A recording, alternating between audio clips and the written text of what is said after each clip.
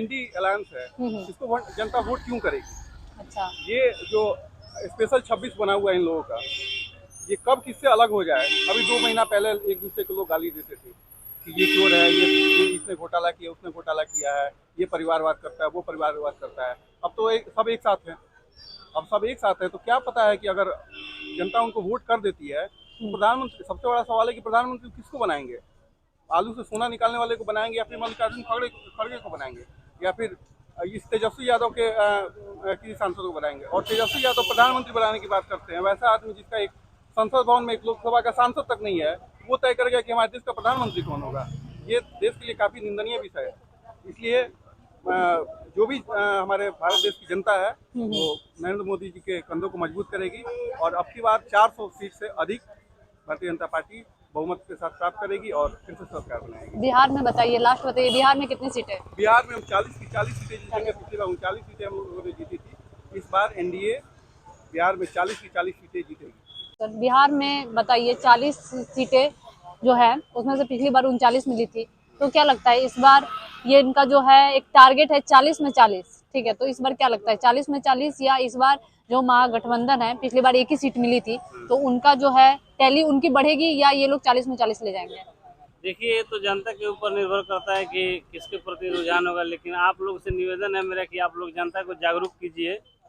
आप लोग का भी बहुत फर्ज बनता है, क्योंकि लोकतंत्र में मीडिया चौथा स्तंभ होता है। तो आप लोग का भी फर्ज बनता है कि जनता को जागरूक कीजिए कि जनता वोट उसी को दे जो काम करे, नहीं तो ऐसे टाइम पास के लिए क्या फायदा। आज बेरोजगारी, महंगाई एक बहुत बड़ा मुद्दा है, जनसंख्या, तो इसलिए इसका फर्ज आप लोग का भी बनता है कि आप लोग सच दिखाइए और लोगों को जागरूक कीजिए। और लोकतंत्र का मतलब है परिवर्तन, और परिवर्तन तो होना ही चाहिए। इस हिसाब से देख लीजिए, आप ही लोग जागरूक कीजिए, आप लोग का कर्तव्य बनता है। क्या लगता है इस बार जो एक देखिए, अब एक आपसे सवाल पूछती हूँ केंद्र पर, कि एक नैरेटिव है सेट किया जा रहा है, जो अपोजिशन है, विपक्ष है, इंडिया गठबंधन, कि बीजेपी अगर सत्ता में आए, बीजेपी अगर सत्ता में आएगी तो संविधान खत्म कर देगी, ठीक है ना, ये एक है। और बीजेपी उधर से बोल रही है कि इस बार 400 पार, तो कौन, मतलब ये किसका पलड़ा भारी है, 400 पार होगा या जो विपक्ष बोल रहा है कि अगर ये आ गए तो संविधान खत्म कर देंगे? 400 पार तो होगा नहीं, 400 पार नहीं होगा। और 400 पार करना था तो विपक्ष के नेताओं को जेल में डालने की क्या जरूरत थी? ऐसे उनको बाहर रहने देते, उसके बाद 400 पार कर लेते, तब समझ में आता कि उनकी बातों में दम है। तो सारे विपक्ष के नेता को बिना काम के काम जेल में डाल दिया जाएगा, और जो बीजेपी में आ जाएगा वो कितना बड़ा घोटाला किया रहेगा, वो सब ठीक है। तो बताइए, तो 400 पार सही काम करके उसके बाद 400 पार का नारा देते तब न उसको माना जाता है कि सही काम किए हैं। अब लेकिन 400 पार तो हो नहीं सकता है। और इस संविधान का बताइए, विपक्ष वाले लोग बोल रहे हैं संविधान खतरे में है, अगर ये आएगी तो बीजेपी आ गई सत्ता में तो संविधान खतरे में हो जाएगा, संविधान चेंज कर दिया जाएगा। 400 पार हो जाएगा तो एक डिक्टेटरशिप तो हो जाएगा, इसमें कोई दो राय नहीं है। अच्छा। क्योंकि मोनोपोली भी एक चीज होती है, अगर बार बार वहीं आएगा तो मोनोपोली क्रिएट कर ही लेगा, इसमें कोई दो राय नहीं है। क्योंकि अभी भी आदमी देख रहा है कि केंद्र में दो ही आदमी का बात चलता है। तीसरे नितिन गडकरी इतने बढ़िया पॉलिटिशियन है, उनका भी कोई बात नहीं चल पाता है, जबकि वो सबसे जोग पॉलिटिशियन है। तो यहाँ विपक्ष का ये कहना एकदम जायज है, इसमें कोई दो राय नहीं। बिहार में क्या लगता है इस बार 40 सीट में से कितनी एनडीए को जाएगी? क्योंकि पिछली बार तो टैली 39 थी, समझिए एक कह सकते हैं पीक पर थी एनडीए, तो इस बार क्या लगता है? इस साल एनडीए को मैम बहुत ज़्यादा नुकसान होगा। मतलब मेरा जहाँ तक अनुमान कहता है, मेरा जो विश्लेषण कहता है कि इस बार लगभग 20-20 सीटें बराबर रहेगी, जितने 40 की 40 सीटें नहीं आएंगी। हाँ, केंद्र में भाजपा की सरकार बनेगी, इसमें कोई दो मत नहीं है, किंतु मेरे ख्याल से कि भाजपा गठबंधन में इस बार आएगा। पूर्ण रूप से जो 400 का पार का आंकड़ा है या 300 का पार का आंकड़ा है वो निकल कर सामने नहीं आएगा। नीतीश कुमार को मिला लिया इन लोगों ने, हाँ ना करते करते फिर से आ ही गए एक बार, तो क्या लगता है उनके आने के कारण घाटा होगा बीजेपी को? क्योंकि उनकी जो पॉलिटिकल स्टेबिलिटी है वो काफी, मतलब अब एक तरीके से दयनीय हालात पे चली गई है, तो क्या लगता है उनके कारण घाटा होगा या इस बार फिर से वही कमाल कर पाएंगे जो 2019 में था? देखिए मैम, बार बार नीतीश कुमार के इस पल्ले में जाने उस पल्ले में जाने से उनके खुद के कार्यकर्ता भी काफी रोष में हैं। मान लीजिए शाम को आज हम यहाँ हैं, सुबह में तो ऐलान हो जाता है कि हम एनडीए में चले गए या यूपीए में चले गए, किंतु जो कार्यकर्ता जमीनी स्तर पर सबसे छोटा कार्यकर्ता अपने आप को मानता है, उसको कैसे आप ट्रांसफर, आप तो ऊपर ट्रांसफर कर लेके हम इनके साथ गठबंधन में, पर नीचे वाला कार्यकर्ता जो कल तक आपका विरोध कर रहा था, कल तक आपसे बातें कर रहा था, आपसे सब चीज में आपका से डिबेट कर रहा था, वो आप उसको रात भर में आप एक साथ आ जाए, इससे आपसी विचार विमर्श बढ़ेगा, जिसके कारण इस पर घाटे का ही सौदा है। और आप एक बात पर ध्यान दीजिएगा कि अगर किसी भी क्षेत्रीय पार्टी में, वो बिहार हो, बंगाल हो, यूपी हो, किसी भी क्षेत्र पार्टी में, और जो क्षेत्र पार्टी का जो प्रमुख होता है, उसका आने वाला वंशज अगर राजनीतिक में नहीं है तो क्षेत्र पार्टी समाप्त हो जाती है, वो क्षेत्र पार्टी समाप्त हो जाती है। तो नीतीश कुमार की कोई उत्तराधिकारी भी नहीं है और वो समाप्ति की ओर है। उसके आप ही बताएं, नीतीश कुमार में पार्टी दो कौन है? नीतीश कुमार का आकस्मिक निधन हो जाने पे या पार्टी छोड़ देने पे दूसरा नंबर पर कौन पार्टी को चला सकता है? किनके चेहरे पर वोट मिलेगी?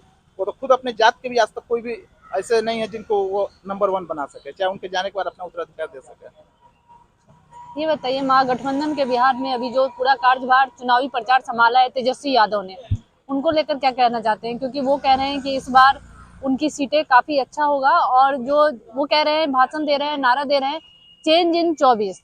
तो कहने का मतलब यही कि वो कह रहे हैं कि इस बार बिहार में भाजपा की विदाई तय कर रहे हैं वो। तो इस पर क्या कहना चाहते हैं? तो कहेंगे जाहिर सी बात है, युवा है, हम्म उनके बात से इंटैक्ट कर रहे हैं लोग, हम्म आम बोलचाल की साधारण भाषा है। भले परिवारवाद से आते हैं, वो एक अलग मुद्दा है। मान लीजिए वो परिवारवाद से नहीं आते हैं तो फिर नीतीश लालू नहीं आते भाषण करने के लिए अस्वस्थ, तो उनके जगह पर आता कौन? उनके जगह पर कोई अपने पार्टी को भेजता, कोई उतना भीड़ नहीं जुटता। ये लालू का लड़का इसलिए भीड़ जुट रहा है, और वो यूथ है, इंटरेक्ट कर रहे हैं, और रोजगार में भी उनका पहल देखा गया है कि युवाओं के लिए रोजगार के लिए ये अभी सक्षम है, तो आने वाले भविष्य को भी वही नजर आ रहे हैं। चिराग पासवान को कैसे देखते हैं? इस बार वो भी लगे हुए हैं कि इस बार मतलब जो 39 है उसको 40 कर दिया जाए इस बार कैसे भी, और हर जगह बोल भी रहे हैं। तो उनकी राजनीति को कैसे देखते हैं आप? बिहार के हैं, यहाँ के स्थानीय, बताइए। देखिए, Chirag Paswan ma'am no doubt की लीडर अच्छे हैं, यूथ भी हैं, कनेक्ट भी करते हैं, किंतु उनके साथ ये है कि वो सीट जो उनका शेयरिंग फार्मूला है ना, वो काफी ज्यादा अलग है। क्यों अलग है? सीट शेयरिंग फार्मूला इसलिए है कि एक तो सीट उनको 5 सीट मिला, एक सीट उन्होंने दे दिया अपने जीजा को, दूसरा सीट दे दिया भौजाई को, तीसरा सीट दे दिया व्यापारिक वर्ग को। तो जो सीट शेयरिंग का उनका फार्मूला है ना, वो और 5 सीट मिला है, ज्यादा से ज्यादा चलिए मिलजुल के 3 सीट वो जीत लेंगे। तो हमको लग रहा है कि अभी उनको 10 साल प्रतीक्षा करनी होगी और मेहनत करनी होगी, तब वो आम जनता के बीच जब 40 में जब वो जो सीट शेयरिंग के लिए वो बार्गेनिंग कर सके, और पार्टी के लिए कि आप अगर हमें अपने पार्टी में रखें तो हम भी 40 पे 40 सीटों पर लड़ सकते हैं।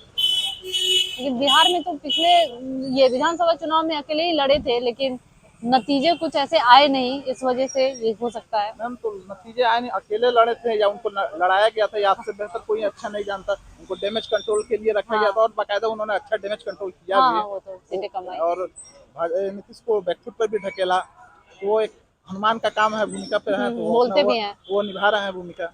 अच्छा, तेजस्वी यादव से ज्यादा बेहतर है अभी या उनसे पीछे है?